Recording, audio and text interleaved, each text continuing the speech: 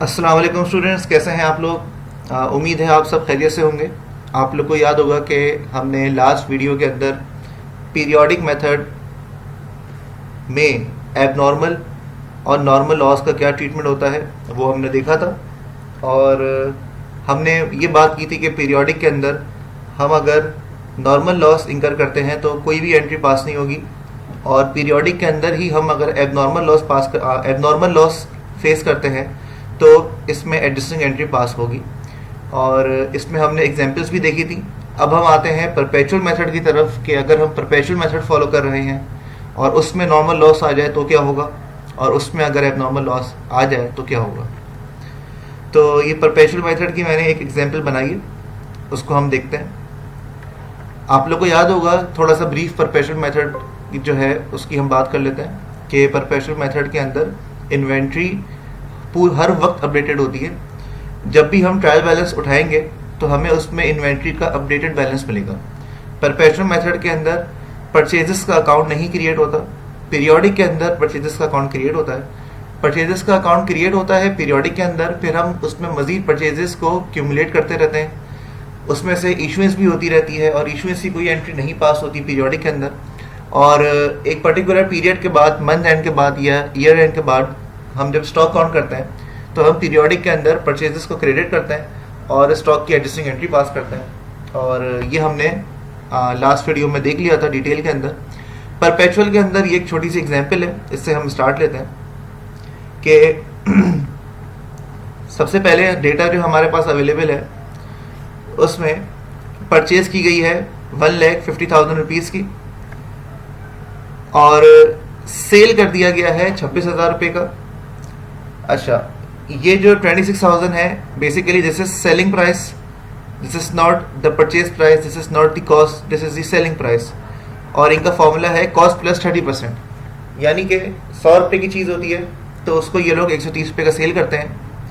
तो जो 26,000 रुपये का जो स्टॉक सेल किया है, बेसिकली ये 26,000 रुपये में 30% प्रॉफिट शामिल है, तो हमें इसकी कॉस्ट भी निकालनी पड़ेगी। नॉर्मल लॉस हुआ है जी 5,000 रुपीज़ का, एबनॉर्मल लॉस हुआ है 30,000 रुपीज़ का। नॉर्मल लॉस और एबनॉर्मल लॉस में क्या डिफरेंस होता है वो भी हमने लास्ट वीडियो में डिटेल में वो देखा है, तो अगर वो मिस हो गया हो तो उसको दोबारा देख लीजिए। अब हम एंट्रीज पास करते हैं। सबसे पहले हमें परचेज रिकॉर्ड करना है। Purchase is of rupees 1,50,000। मैंने एंट्री पास की। ये जो कैश क्रेडिट हुआ है 1.5 लाख रुपए का, इसमें तो किसी को कोई भी डाउट नहीं होगा। मसला आ गया यहाँ पे। पीरियोडिक मेथड के अंदर हम परचेजेस डेबिट करते हैं, यहाँ पे हम डायरेक्ट इन्वेंट्री को डेबिट कर देंगे। ठीक है, to record purchase of inventory. क्या हुआ कि अगर इसी स्टेज पे ईयर एंड आ जाए और हमें बुक्स क्लोज करनी पड़े तो हमें परचेजेस को क्रेडिट करके स्टॉक को अलग से रिकॉर्ड नहीं करना पड़ेगा एडजस्टिंग एंट्री पास करके। हमारा स्टॉक ऑलरेडी अपडेटेड है, हमारी इन्वेंट्री ट्रायल बैलेंस के अंदर ऑलरेडी अपडेटेड है इस सिनेरियो में। ठीक है जी। तो ये सबसे पहले बेसिक फर्क हो गया था पीरियोडिक और परपेचुअल का। फिर हमने सेल की है 26,000 की। हमने सेल डेबिट की, कैश डेबिट किया, अज्यूमिंग के कैश के अगेंस्ट सेल्स हुई है, और हमने सेल्स क्रेडिट की 26,000 रुपये से टू रिकॉर्ड सेल्स।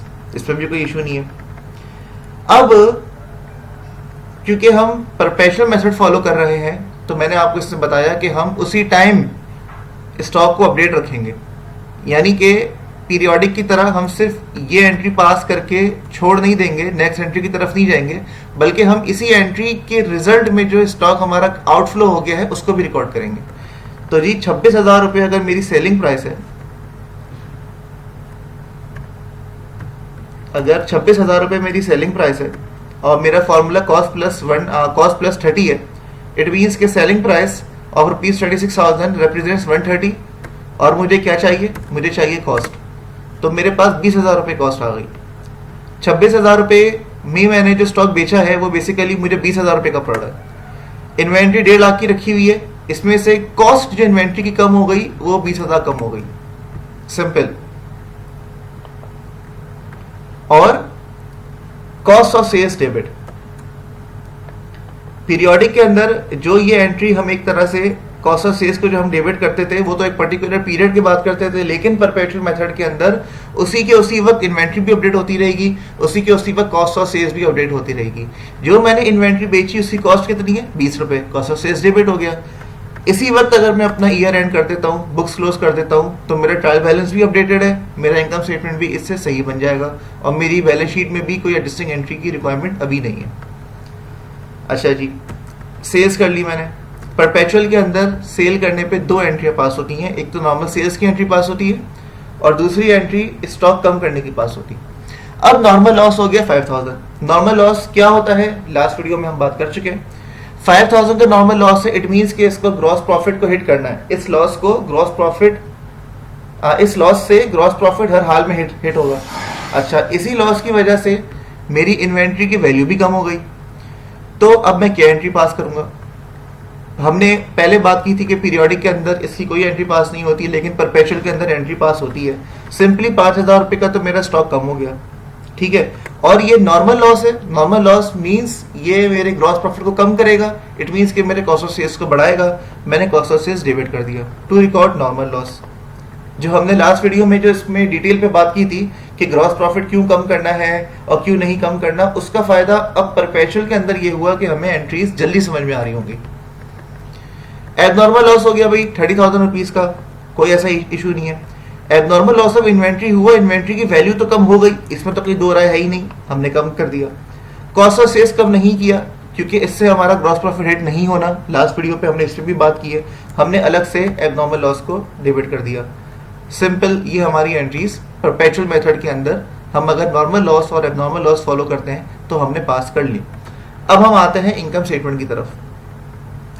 इसी एग्जाम्पल का मैं अगर इनकम स्टेटमेंट बनाऊं विदाउट एनी लॉस, कि कोई भी लॉस नहीं है, तो 26,000 रुपए की सेल की, लेस कॉस्ट ऑफ सेल्स 20,000 रुपए, और मेरे पास 6,000 रुपए का ग्रॉस प्रॉफिट आ गया। इसमें भी किसी को कोई डाउट नहीं होना चाहिए। अब मैंने एक मूवमेंट बनाई कि कॉस्ट ऑफ सेल्स कैसे आया। Opening stock, add purchases, less closing stock, 20,000 रुपए आ गया, कोई इसमें इशू नहीं है। क्लोजिंग स्टॉक 1,30,000 रुपए कहां से आया, ये मेरे ट्रायल बैलेंस में रखा है, क्योंकि पहले मैंने 1.5 लाख रुपए का स्टॉक बढ़ाया, पहले मैंने 1.5 लाख रुपए का स्टॉक बढ़ाया, उसके बाद मैंने 20,000 रुपए से स्टॉक को कम कर दिया, तो मेरा क्लोजिंग स्टॉक इन हैंड 1,30,000 रुपए हो गया। ये भी बिल्कुल स्ट्रेट है। यहाँ परचेजेस जो मैं एड परचेजेस लिख रहा हूँ, it doesn't mean that this amount is appearing in the trial balance. ये सिर्फ एक मैथमेटिकल रिप्रेजेंटेशन है अपने आप को सेटिस्फाई करने के लिए कि मैंने 20,000 रुपए सही कैलकुलेट किया है या नहीं किया है। या कोई अगर इसकी मूवमेंट बनाने को बोले तो हम ये मूवमेंट बना सकते हैं, बट इट डजंट मीन कि ये सारी अमाउंट ट्रायल बैलेंस रोड के आ रही हूँ। हाँ, ये 20,000 रुपए भी डायरेक्ट जो है वो हमारे ट्रायल बैलेंस रोड के आएगा, वो एस रोड के आएगा कि हमने यहाँ कॉस्ट ऑफ सेल्स की 20,000 रुपए की एंट्री पास की हुई है।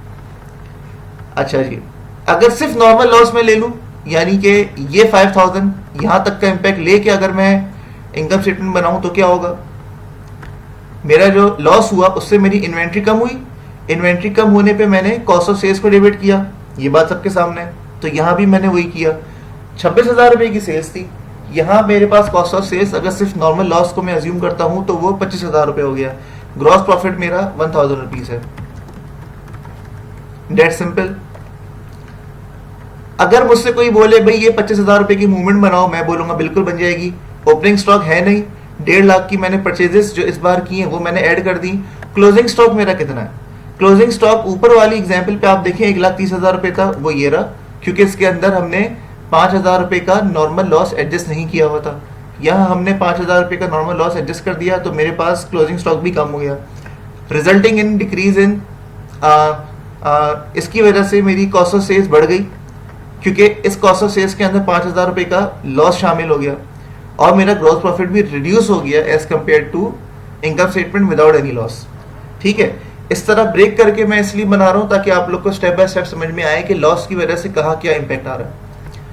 अब मैंने तीसरा इनकम स्टेटमेंट बनाया जिसमें मैंने नॉर्मल और एबनॉर्मल दोनों का इंपैक्ट लिया। सेल्स 26,000 रुपए, इसमें कोई इशू नहीं है।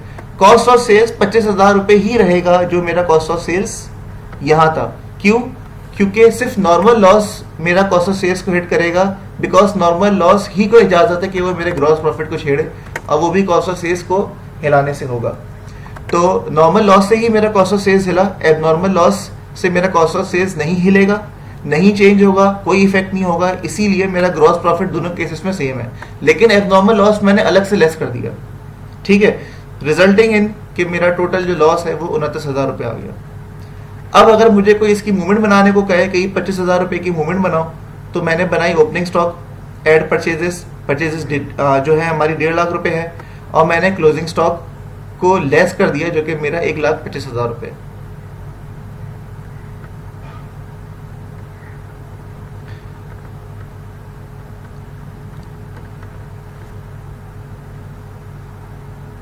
तो कंक्लूजन क्या ड्रॉ हुआ? कंक्लूजन ये ड्रॉ हुआ कि normal loss always affects the gross profit and abnormal loss never affects the gross profit. तो यहां हमारा परपेचुअल और पीरियोडिक दोनों के अंदर नॉर्मल और एबनॉर्मल लॉस का ट्रीटमेंट कंप्लीट हो गया है। और इसके बाद जो हमारी वीडियो होगी उसमें मैं एक पास्ट पेपर है, ICAP का एक क्वेश्चन है इन्वेंट्री के हवाले से, आसान सवाल है लेकिन वो हम सॉल्व करेंगे इंशाल्लाह। तो आप लोग नेक्स्ट वीडियो का वेट करें, तब तक के लिए अल्लाह हाफिज़।